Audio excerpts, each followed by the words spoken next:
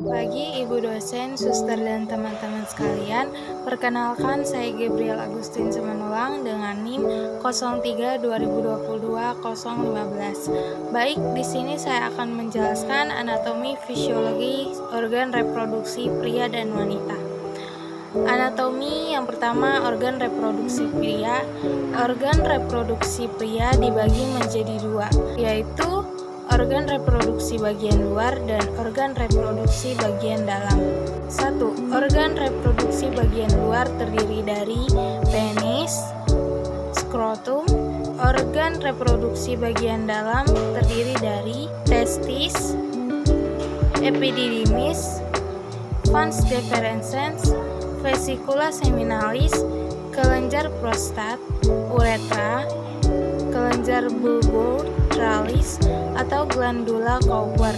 1. Organ reproduksi bagian luar terdiri dari penis, terletak menggantung di depan skrotum. Bagian ujung penis disebut dengan gland penis. Bagian tengah disebut dengan crocus penis, dan pangkalnya disebut radik penis. Skrotum adalah kantung kulit berpigmen yang dilapisi jaringan ikat dan fibrosa serta otot polos. Organ reproduksi pria bagian dalam testis berada di dalam skrotum bersama dengan epididymis atau kantung ekstra. Abdomen tepat di bawah penis. Fungsi testis adalah sebagai tempat dihasilkannya sperma dan hormon testosteron. Sperma merupakan sel kelamin jantan, sedangkan hormon testosteron adalah senyawa yang cepat merangsang perubahan fisik. Testis tersusun atas saluran yang berkelok-kelok yang bernama tubulus seminiferus, di mana tenipol terjadinya pembentukan sperma. 2. Epididymis, tempat terjadinya maturasi akhir sperma. Setelah sperma matang, akan bergerak menuju vas deferens. Vas deferens mengangkut sperma menuju vesicula seminalis atau kantong sperma. Vesicula seminalis merupakan dua ruangan di antara bonus, kantong kemih, dan rektum masing-masing. Ruangan berbentuk piramid. 5. Kelenjar prostat merupakan organ dengan strukturnya merupakan kelenjar dan sebagian lagi yaitu otot yang berfungsi untuk menghasilkan cairan yang encer dan berwarna putih. Kelenjar bulboretralis atau glandula Cowper terletak di belakang lateral pars membranous uretra dan menghasilkan cairan bening dan berlendir yang bersifat basa untuk menetralkan pH uretra yang asam. Uretra sebagai saluran kemih pada pria dan saluran ejakulasi atau mani. Cairan ini akan dikeluarkan duluan sebelum sperma dikeluarkan. Wanita. Organ reproduksi bagian luar: mons pubis, klitoris, lubang uretra, lubang vagina, labia minora, labia mayora. Organ dalam: ovarium, fimbriae, tuba fallopi, uterus, fundus, cervix, vagina. Anatomi fisiologi organ reproduksi wanita. 1.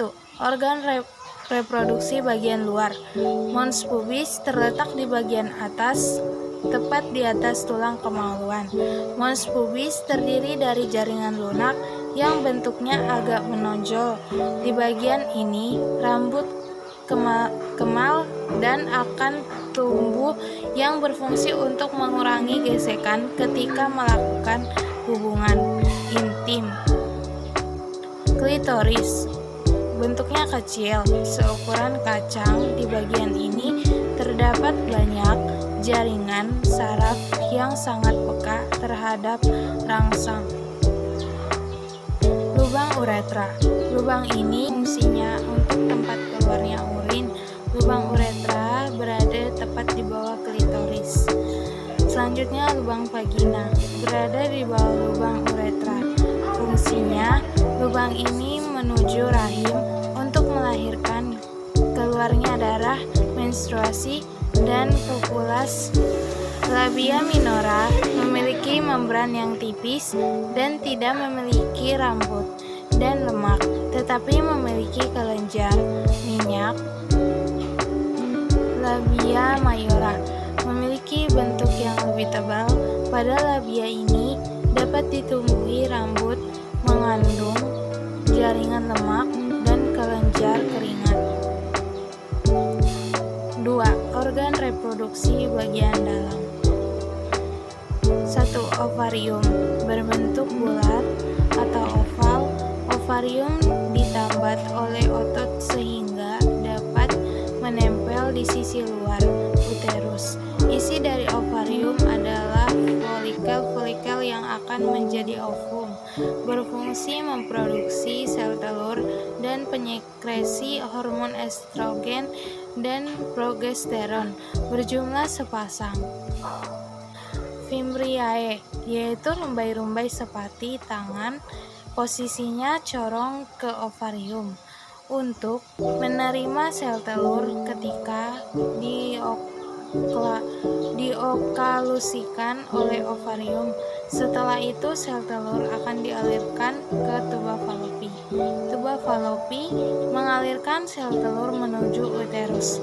Di dalam tuba falopi terdapat banyak silia yang bergerak searah yang fungsinya menggerakkan sel telur. Uterus, ruang untuk tempat implantasi dan perkembangan fetus uterus, terdiri dari 3 lapisan yaitu perimetrium, endometrium, dan myometrium.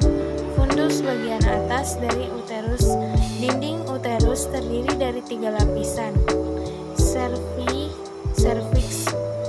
Vagina merupakan saluran yang menghubungkan antara organ reproduksi bagian luar ke organ reproduksi bagian dalam. Inilah saluran yang menjadi jalan ketika bayi lahir, darah menstruasi keluar, dan tempat kopulasi.